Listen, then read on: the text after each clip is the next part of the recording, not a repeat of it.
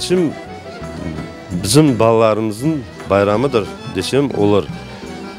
Ve emde bu mirasimge kire bu благотворительный акция «Дети детям» деген олен акция yapamız.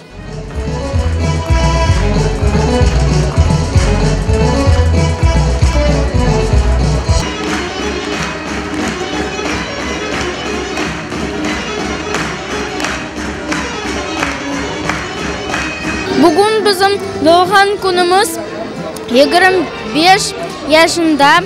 Men pek memnunum. Bugün biz hasta balalarga yardım etemiz.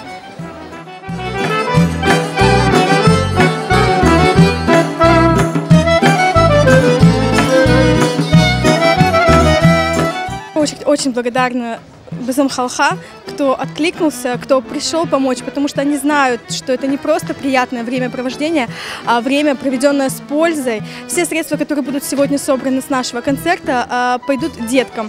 Чтобы контролировать деньги, которые поступают, вы можете заходить на наш сайт Ачех Юрий Клер в интернете, ВКонтакте, в Одноклассниках, в Фейсбуке. Там мы будем выкладывать всю информацию по поводу средств, которые были направлены деткам.